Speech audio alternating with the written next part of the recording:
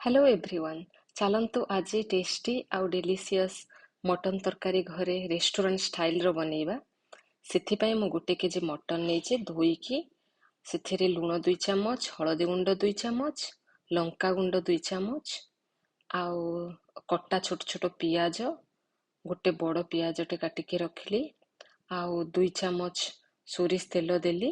ଏବେ ତାକୁ ଭଲକି ମିକ୍ସ କରିଦେଲି। ଆଉ ଏଇଠି ଗୋଟେ ଟିପ୍ସ ଦଉଛି, ଆପଣ ଯେମିତି ହଉ ପିଆଜ କାଟିକି ପକେଇବେ ତାକି ତାର ଯୋଉ ଗୋଟେ ସ୍ମେଲ ଥାଏ ସେଇଟା ଆଉ ଆସିବନି। ଏବେ ମୁଁ ବଟା ମସଲା ପାଇଁ ଏଇ ସବୁ ସାମଗ୍ରୀ ରଖିଦେଇଛି। ରସୁଣ 10 ରୁ 12 ପାଖୁଡା, ଅଦା, ଗୋଲମରିଚ 10 ରୁ 12ଟି, କାଠ ମସଲା ସବୁକୁ ପେଷ୍ଟ କରି ନବା। ଏବେ ମୁଁ ଆଳୁଟା ହଳଦୀ ଲୁଣରେ ତେଲରେ ଭାଜି ନେଲି। ଏବେ ଦେଖନ୍ତୁ ସେଇ ସବୁ ଗୋଟା ମସଲା ଯାହା କହିଲି, ଧନିଆ, ଜିରା, ଗୋଲମରିଚ, ଅଦା, ରସୁଣ, କାଠ ମସଲା ଏଗୁଡିକ ସବୁ ଫାଇନ ପେଷ୍ଟ କରି ନବା। ଆପଣ ଧ୍ୟାନ ରଖିବେ କି ଦରଦରା ପେଷ୍ଟ ନାହିଁ, ଏଠି ଫାଇନ ପେଷ୍ଟ କରିବା ତାକି ତରକାରୀର ସ୍ୱାଦ ବହୁତ ବଢିଯାଏ। ଏବେ ମୋର ତେଲରେ ଗରମ ହେଇଗଲା ପରେ ମୁଁ ଜିରା ଟିକେ ଦେଇଦେଲି, ତାପରେ କାଟିକି ରଖିଥିବା 2ଟି ବଡ଼ ପିଆଜର ଛୋଟ ଛୋଟ ଟୁକୁଡ଼ା ଦେଇଦେଲି। ଆଉ ଏବେ ବ୍ରାଉନ ହବା ଯାଏ ଆମେ ତାକୁ ମିଡିୟମ ଆଞ୍ଚରେ ଭାଜି ନବା। ଏବେ ମୋର ଆଳୁଟା ଭାଜିକି ଏଠି ରଖି ନେଇଛି ଦେଖନ୍ତୁ। ତ ମୋର ଏବେ ପିଆଜଟା ଭାଜି ହେଇଯାଉଛି। ମୁଁ ଭୁଲି ଯାଇଥିଲି ତେଜପତ୍ରଟା ଆଡ୍ କରିବାକୁ। ଗୋଟା ମସଲା କିଛି ପକେଇବା ଦରକାର ନାହିଁ କାହିଁକିନା ଆମେ ମସଲାରେ ବାଟି ନେଇଛେ।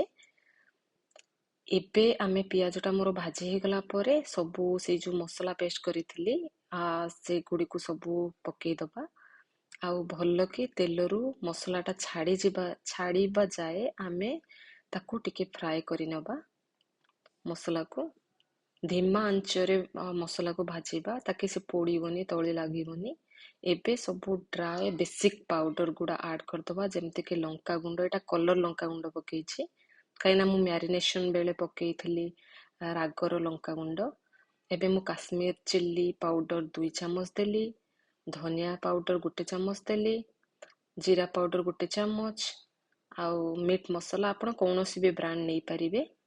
ମିଟ୍ ମସଲା 2 ଚାମଚ ଦେଲି ଆଉ ତାକୁ ଭଲକି ଧିମା ଆଞ୍ଚରେ ମିକ୍ସ କରିବା। ଏବେ ଦେଖନ୍ତୁ ମୋର ତେଲରୁ ଛାଡ଼ି ଯାଇଥିଲା ମସଲାଟା। ଏହି ଷ୍ଟେଜରେ ଆପଣ ମ୍ୟାରିନେସନ କରିକି ରଖିଥିବା ଗୋଟ୍ ମିଟ୍ ବା ଆମର ମଟନ ସବୁ ପକେଇଦବା। ଆଡ୍ କରିକି ମିକ୍ସ କରି ନେଲି ମିଡିୟମ ଆଞ୍ଚରେ। ତାପରେ ଏବେ ଫ୍ଲେମକୁ ଆପଣ ହାଇ କରିନେବେ 10 ମିନିଟ୍ସ।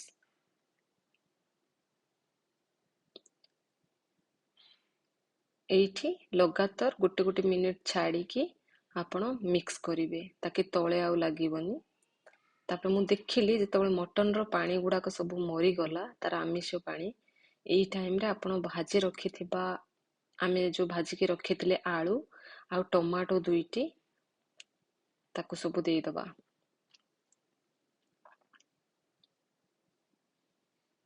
ଏବେ ଆଉ ଟିକେ ଭଲକି ଫ୍ରାଏ କରି ନେଲି 2 ମିନିଟ୍।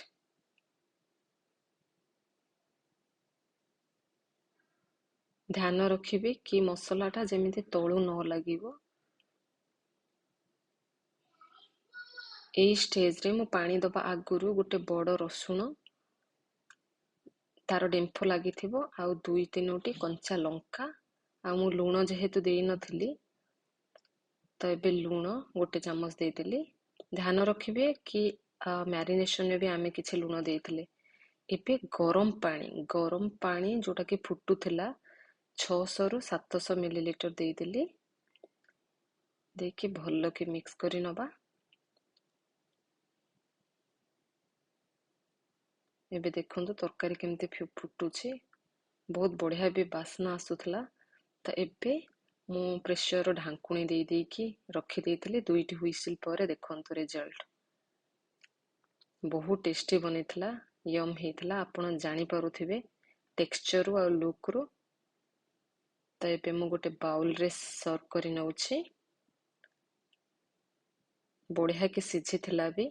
ଆଉ ହଁ, ଆପଣ ଧ୍ୟାନ ଦେବେ ଆପଣଙ୍କ କେତେଟା ପ୍ରେସରରେ କେତେଟା ହୁଇସିଲ ଲଗା ହବା ଯାଏ ଆପଣଙ୍କ ମଟନ ସିଝିବ, ସେଇଟା ନିହାତି ଧ୍ୟାନ ରଖିବେ।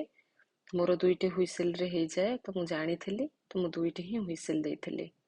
ତ ଏବେ ଆମର ମଟନ୍ ମୋଷ୍ଟଲି ରେଡି ହେଇଗଲା। ଆପଣଙ୍କୁ ଯଦି ଏ ଭିଡ଼ିଓ ଭଲ ଲାଗିଛି, ପ୍ଲିଜ୍ ପ୍ଲିଜ୍ ଲାଇକ୍, ସେୟାର ଆଉ ସବସ୍କ୍ରାଇବ୍ କରନ୍ତୁ। ରହୁଛି, ଧନ୍ୟବାଦ।